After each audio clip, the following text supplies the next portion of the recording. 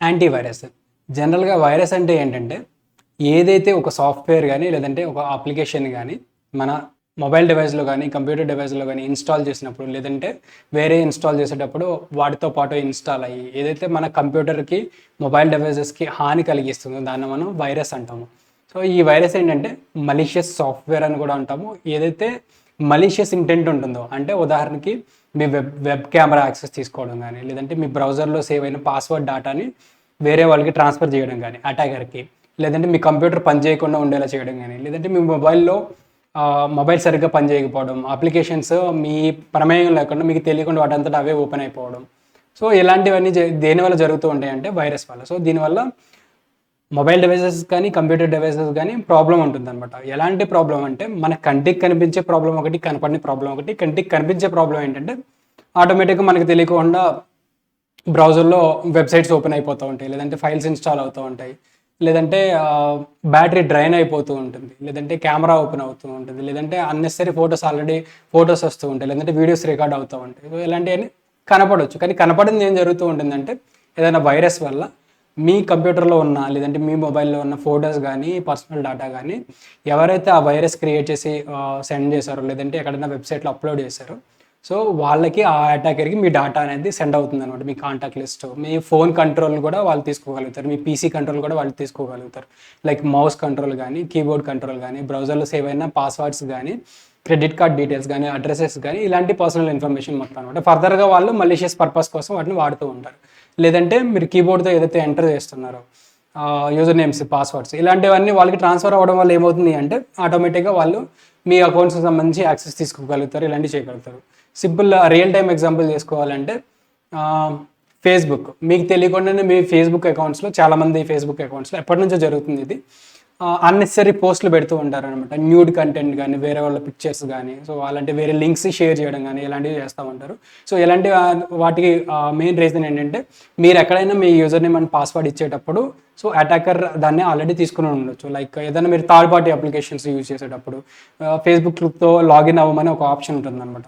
ఆ ఫేస్‌బుక్‌తో లాగిన్ అవ్వడానికి ట్రై చేసినప్పుడు యూజర్ నేమ్ అండ్ పాస్వర్డ్ మీరు అక్కడ ఎంటర్ చేసినప్పుడు అది ఆటోమేటిక్‌గా అటాకర్‌కి సెండ్ అవుతుంది. వాళ్ళకి యూజర్ నేమ్ అండ్ పాస్వర్డ్ ఉండడం వల్ల వాళ్ళు లాగిన్ అయ్యి ఆటోమేటిక్‌గా ఇన్‌స్టెడ్ ఆఫ్ యూ మీకు బదులు వాళ్ళు అక్కడ పోస్టులు పెడతా ఉంటారనమాట. అన్నెసెసరీ పోస్టులు. తర్వాత బెదిరించడం, డబ్బులు అడగడం ఇలాంటివన్నీ అది వేరే ప్రాసెస్.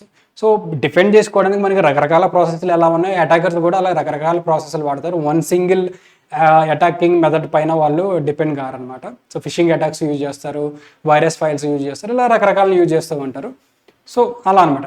సో, ఇలాంటి వైరస్‌లు ఎప్పుడైతే మీరు అప్లికేషన్ గానీ, ఏదైనా టూల్ గానీ ఇన్‌స్టాల్ చేసేటప్పుడు అది కానీ మలీషియస్ నేచర్ ఇలానే మీ కెమెరా యాక్సెస్ తీసుకోవడం గానీ, మొబైల్ ఫోన్ యాక్సెస్, మీ కంట్రోల్ తీసుకోవడం గానీ, మీ పీసీ కంట్రోల్ తీసుకోవడం గానీ, ఇలాంటివన్నీ ఆ ఫైల్ వల్ల జరుగుతూ ఉంటాయన్నమాట. అప్పుడు ఈ యాంటీవైరస్ సాఫ్ట్‌వేర్ వల్ల ఏం జరుగుతుందంటే, మీ ఫైల్ క్లిక్ చేసి ఇన్‌స్టాల్ చేసేటప్పుడు అది బ్లాక్ చేస్తుందన్నమాట. మీరు అబ్జర్వ్ చేసే ఉంటారు. This file May contains harmful software ఇలాంటివి మొబైల్స్‌లో చూపిస్తూ ఉంటాయన్నమాట. సో, అలాంటివి. ఫేక్ అడ్వర్టైజ్మెంట్స్ కూడా వస్తూ ఉంటాయి. చాలా జాగ్రత్తగా ఉండాలి మీరు. సో, రెగ్యులర్‌గా మీరు ఏదైనా ఒక వెబ్‌సైట్ ఓపెన్ చేసినప్పుడు, మూవీస్ గురించి, వీటి గురించి సెర్చ్ చేసినప్పుడు, your mobile phone May contain virus please scan అని ఆప్షన్స్ వస్తూ ఉంటాయి. దానికోసం అప్లికేషన్ డౌన్లోడ్ చేసుకోమంటారు మళ్ళీ. ఇదొక టైప్ ఆఫ్ అటాక్. మీకు సెక్యూరిటీ ఇస్తున్నామని చెప్పి మీతో వైరస్ ఫైల్స్ డౌన్లోడ్ చేసి మీ మొబైల్ ఫోన్ గానీ, పీసీ గానీ కంట్రోల్ తీసుకుంటుంటారు. చాలా జాగ్రత్తగా ఉండాలి.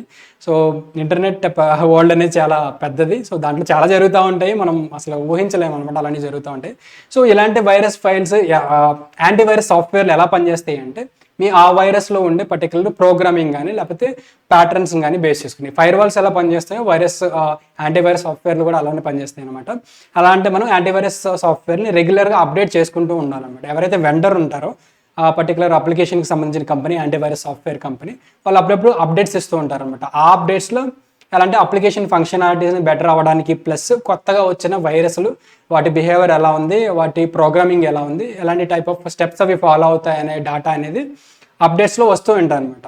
సో, ఇలా అప్డేట్ చేసుకోవడం వల్ల యాంటీవైరస్ సాఫ్ట్‌వేర్ రెగ్యులర్‌గా ఆ అప్డేట్స్ అందులో ఉండడం వల్ల మీరు ఎప్పుడైతే మలీషియస్ ఫైల్ ఎగ్జిక్యూట్ చేయడానికి ట్రై చేస్తారో ఆ యాంటీవైరస్ సాఫ్ట్‌వేర్ అనేది వైరస్ ఫైల్స్‌ని బ్లాక్ చేస్తుందనమాట. సో, ఇలాంటి యాంటీవైరస్ సాఫ్ట్‌వేర్‌లు కంపెనీస్‌కి చాలా అవసరం అవుతాయనమాట.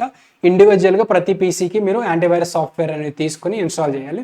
సో, కొన్ని అలాంటి ఆఫర్స్ ఉంటాయి. Like antivirus companies offers provide చేస్తూ ఉంటాయనమాట. కీస్ ఇస్తారు రెగ్యులర్‌గా.